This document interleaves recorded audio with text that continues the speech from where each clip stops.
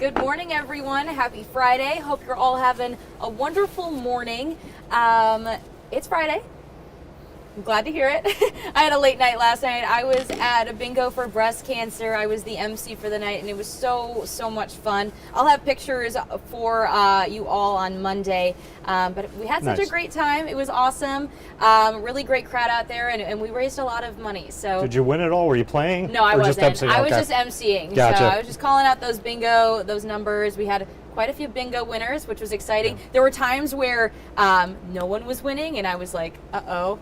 Is anything going to happen? Sometimes it takes a little while. Yeah, exactly. Yep. And then, but that's the fun of bingo. Yeah. And then there was you're one, so close. There was one round that we did. I called out maybe 7 numbers. Boom, already bingo. I'm like, that is so impressive. The key is you got to have a bunch of cards. You got to have 3 or 4 cards going. Well, everyone had one. Oh, I guess some people. One per. It was one per, but you could buy additional ones. Okay. Yeah. Yeah. So some good people times. probably got a little bit lucky there. Yeah. Did they raise really good money? Fun. Oh yeah. Good. We had a split the pot raffle, and they walked away with, I think, over $2,500. Oh wow, good. So really amazing to be supporting the Gardeners for Hope organization, and whoever took home that prize, congratulations. So how much sleep did you get? A few hours. Definitely running on my coffee. You would never right known. now. If you hadn't told me, I would have never known that. I'm running on fumes, but we're here. Yeah. But it's a nice Friday morning for now. Yep. Sounds like things could get a little bit active, though, later in Lots the day. of weather stuff to dig into. Yeah. Just a ton of different things to dig into between some rain coming in today, on and off into the weekend, and more importantly, our tropical systems and how they're going to evolve. We're going to dig into all that, and I'll get you all the latest data I've got, give you my thinking on it all in just a little bit here. Okay, awesome. Yeah. But before we get into that, if you're wondering when that downtown construction in Greenville is going to finally end, we do have an update for you. Our Chris Cook spoke with the City of Greenville and also the NCDOT. So there are 2 separate projects happening in downtown Greenville. So that's why it looks like there's a ton of construction over there. Dickinson Avenue. I know the Reed Circle area is also. There's a lot going on over there, and it's been under there's construction blockades for all over the place. Quite a while now. Yep. I know that. Since I moved here, I've always seen construction downtown. Yep. Sounds like the DOT project started way back in 2022. So I'm sure a lot of people are ready. They're anxious to hear when this construction will finally be over. And I'm sure the businesses as well, too. So we actually spoke to a few of those businesses who are dealing with a few of the roadblocks right now. I know a few days ago they started doing construction on the sidewalks right in front of the businesses, so that caused a little bit of an issue with getting into the businesses through their front door. They had to find alternative options like the back door of businesses to get through to get their business going. So we have an update for you, and hopefully it's something you'd like to hear. Crews are hard at work on the NCDOT Dickinson Avenue project. After years of construction, the end is in sight. This should be the last section and before we put the final layer of asphalt on the entire project. Until then, businesses in the area are still feeling the impacts. Wednesday, Farmers and Makers Market says the entire sidewalk in front of its shop was closed and customers had to come in through the back. The market's owner says a path opened Thursday, but construction has still been causing issues. I appreciate that we do have some temporary solutions today, but yesterday we didn't really have any access at all. We had 0 people come in yesterday, actually. So it does make a difference, I believe. The sidewalk is also scarce outside of Strangeburg. One server says foot traffic isn't the only thing being impacted, but delivery drivers are also getting confused when it comes to how to get inside to pick up orders. I've tried guiding them to Pitt Street Brewing, but that end of the street is blocked off. I've tried guiding them to the apartments, and all the sidewalks over there are blocked off. While all of this can be frustrating, one Pitt Street Brewing employee says they've been getting creative to keep people updated on the construction. And I think it is on us to just make sure that we're reaching out and staying ahead of it, posting as frequently as you can, being as open as we can about access points. With NCDOT putting the finishing touches on the project and with the city saying its own project is weeks away from completion, it looks like the end could be near for the headaches downtown. Just bear with us a little bit longer. We're almost at the finish line with it. All right, so that is good news to hear. I know that we had talked to Greenville officials and they said their next, the project that they're working on right now, construction should be over within 3 weeks. So hopefully all goes well. I know, obviously, That'll be with the laugh. weather and everything happening, things can change. So you just got to be a little bit more patient for a little longer. Yeah, I mean, I think it's a big psychological victory to say, Yes. we see the end. Yes, Okay, this is good. true. Finally, This we can is say that. But for me, as somebody who frequents the businesses, I can deal with the working my way around. The hard part for this, I think, is for the business owners who maybe see that decline in business. You forget they need that certain level of business every day. So I think those are the ones that really are like, let's get this done. I need to get my numbers back up, make sure the profit margins are good. So hopefully, indeed, that'll be done soon. And it was also interesting that they mentioned how there are quite a few restaurants I know on that Dickinson Avenue area that's under construction, and they said they've been having a lot of issues with deliveries, delivery drivers, anybody who's picking up maybe Uber Eats, DoorDash, Grubhub, all of those. That's a good point. Yeah, I thought that was a really interesting detail to note, that it can take the drivers a little bit longer to get your food to your door because they have to navigate this construction.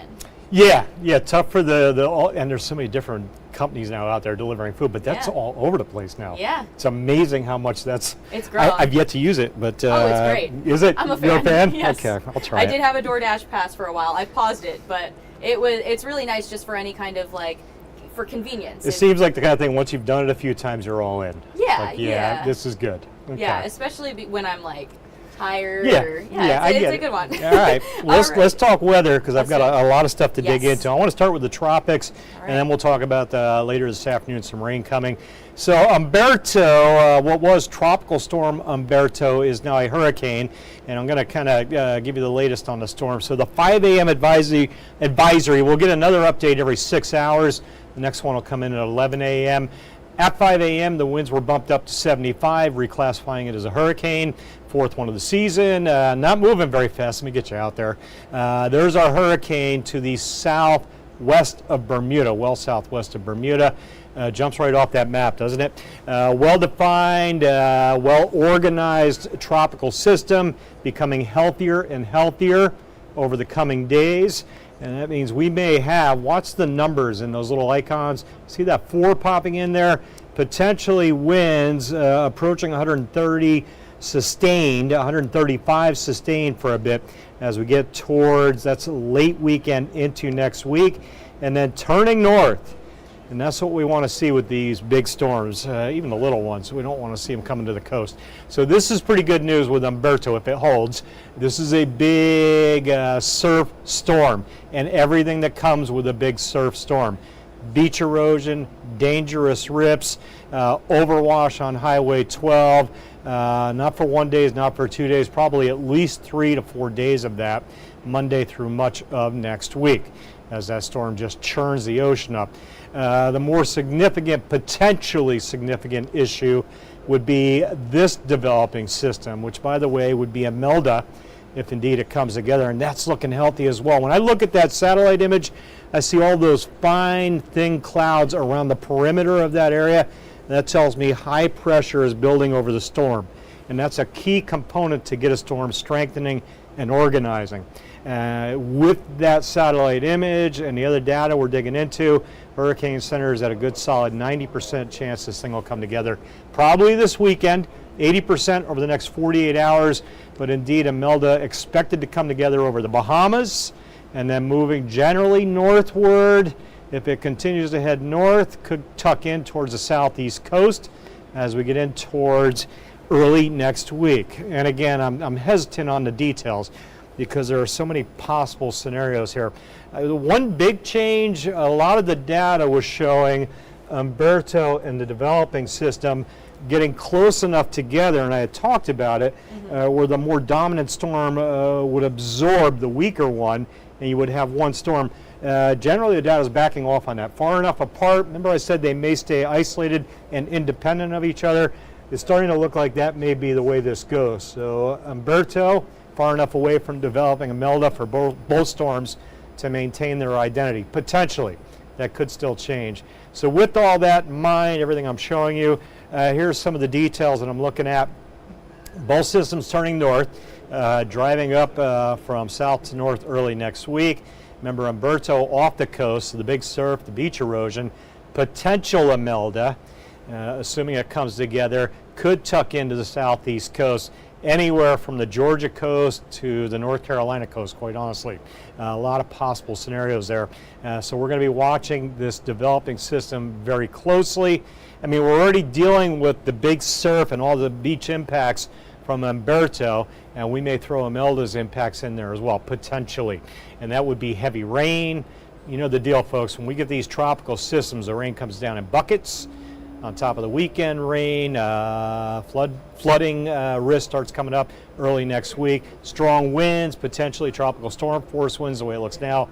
But who knows exactly how strong the winds will be. Depends on where that storm goes and how strong it gets. And I will say this, models never make it a real powerhouse storm like Umberto. Some drier air getting into it may limit how strong it gets. So watching closely, keeping you updated on how that comes together. Lock in on that early next week, potential tropical impacts. Be ready for that. Headlines for today, scattered PM storms after a quiet morning. We're good out there right now. We'll be near 90 later. Winds 5 to 10, southwest, maybe a little above that on the coast. Let me get you into the present time. That was overnight SATRAD. Generally stayed quiet. Pirates got the game in. Rain got close, but didn't get in there. Congrats to the Pirates yesterday on that big win. There's the radar right now. Rain off the coast, a little bit back west of I-95. Nothing over us. No worries as you walk out your door. A muggy 74-ish degree temp, 78-ish on the coast.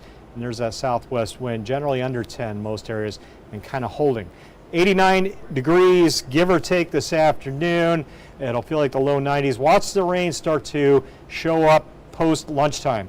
Mostly sunny morning. Clouds start to thicken this afternoon.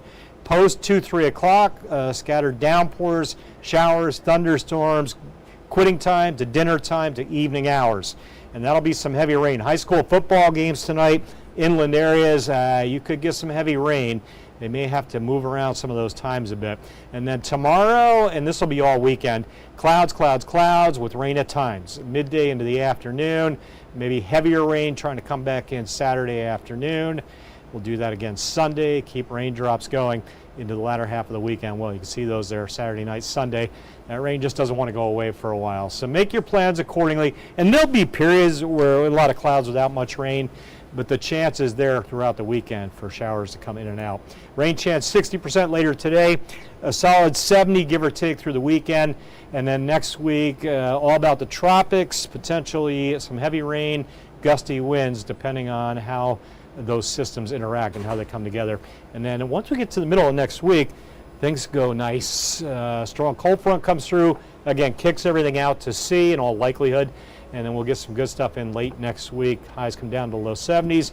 Cool those nights down into the 50s. Can't wait till we get there, but we've got a while before we do and a lot to watch getting to the middle of next week. Yeah, a lot going on there. Yep. But thanks for keeping us updated, Sure. Jim. And thank you all for joining us this Friday morning. Just want to say hello and good morning to Susan down in Stumpy Point. Hope you also stay safe this weekend. Thank you so much. Good morning to Tony. Stay dry as well. Yeah, this is going to be a pretty rainy weekend, so might want to just have a plan B for any of your outdoor events. And George, good morning as well. Hope you also have a really great weekend. We're going to be back at 8 o'clock for another news and weather update. Hope you can join us then. Right.